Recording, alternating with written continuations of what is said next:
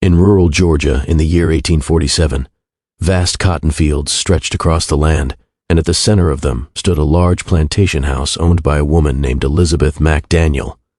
From the outside, she appeared to be a model Southern lady, refined, religious, and respected by society. People described her as firm but fair, a woman who ran her household in a state with discipline and precision. Her husband had passed away years earlier, leaving her in full control of the property, and the lives bound to it. She lived there with her 3 sons, Henry, Thomas, and William, who were raised within the strict structure of her authority. On Elizabeth's plantation lived nearly 80 enslaved people. They worked from dawn until nightfall, tending the cotton fields, cleaning the house, preparing meals, and maintaining every corner of the estate. Their lives were hard, as was common across the South, but this plantation held something different, something that would remain hidden, and the lives bound to it. She lived there with her 3 sons, Henry, Thomas, and William, who were raised within the strict structure of her authority. On Elizabeth's plantation lived nearly 80 enslaved people. They worked from dawn until nightfall, tending the cotton fields, cleaning the house, preparing meals, and maintaining every corner of the estate. Their lives were hard, as was common across the South, but this plantation held something different, something that would remain hidden for years. Unlike neighboring plantations, Elizabeth did not purchase new enslaved people. Instead, her population grew from within. Over time, it became clear that new enslaved children were being born at an unusual rate. Elizabeth enforced rigid control over the women on her plantation. No enslaved woman was allowed to form relationships with men from other plantations. They were forbidden from marriage, from choosing partners, and from forming families of their own. Every movement was regulated: where they slept, when they worked, and whom they spoke to. At first, these rules seemed like extreme discipline, but slowly their true purpose began to emerge. At night, after the fields grew quiet and the lamps in the house dimmed, Elizabeth summoned her sons. She spoke to them firmly, issuing commands rather than requests. They were directed to certain rooms where enslaved women waited in silence. This was not affection, not choice, and not intimacy. It was a system, a controlled process, a calculated operation. Elizabeth's goal was simple and cold. She wanted children to be born on her plantation so they could later be sold for profit. At the time, a healthy young enslaved person held great financial value. A child born on the plantation who cost nothing to acquire represented pure profit. She organized the process carefully, determining which woman would be sent where, at what time, and how often. There was no emotion involved, no humanity, only control and money. The enslaved women had no power to refuse. Any resistance was met with punishment. Some were confined to small rooms, others were deprived of food. Many were assigned the harshest labor, some were beaten, others were separated from their children. Over time, the women stopped speaking out. Many stopped crying. They learned that silence was the only way to survive. When a child was born, the mother was allowed to keep the baby only briefly. Soon afterward, the child was taken away and placed under the care of another enslaved woman. The mother was sent back to the fields as if nothing had happened. Many women never saw their children again. They did not know where their children were sent, who purchased them, or whether they survived. Some children barely spent any time in their mother's arms. This was not just physical separation, it was emotional destruction. Elizabeth's sons were not merely participants in this system. They were also victims of it. In the beginning, they resisted. They felt shame, discomfort, and emotional conflict. But in their society, obedience to a mother was considered a duty. Enslaved people were not viewed as fully human. Resistance was seen as weakness. Slowly, they became part of the system, even as it crushed them internally. Henry turned to alcohol. He withdrew from responsibility, his eyes always heavy with exhaustion and emptiness. Thomas eventually left the plantation entirely, walking away one night and never returning. William grew quiet and withdrawn, spending long hours alone, his mental health steadily declining. All 3 sons lived on, but their spirits were broken by the weight of what they were forced to do.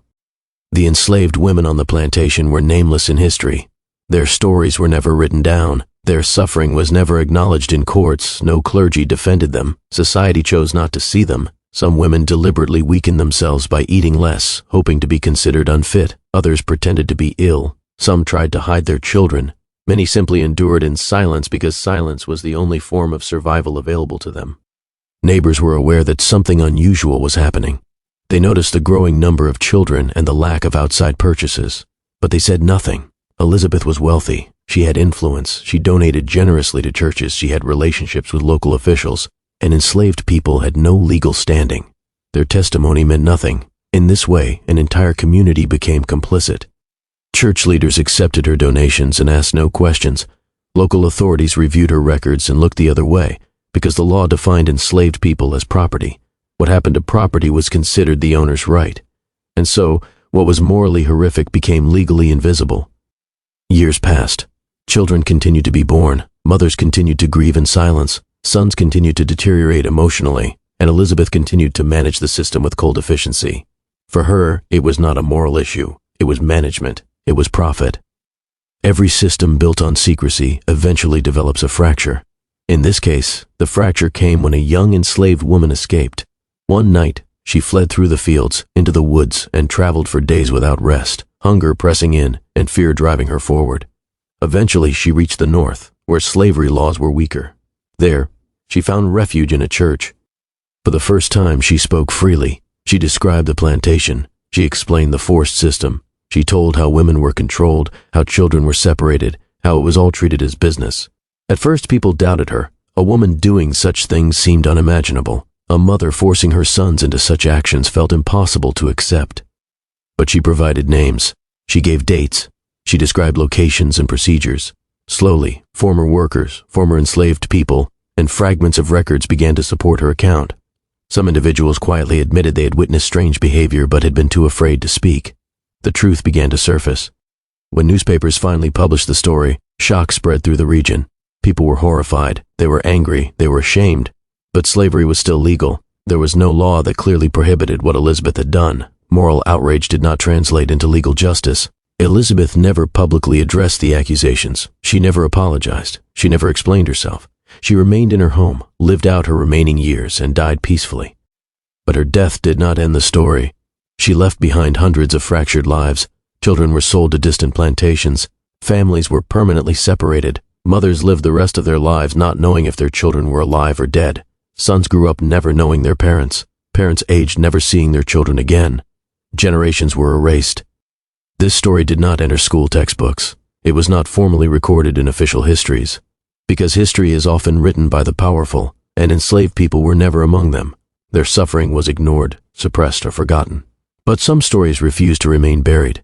This story is not only about one woman. It is about power. It is about systems. It is about what happens when law supports injustice, when society chooses silence, and when humanity is replaced by profit.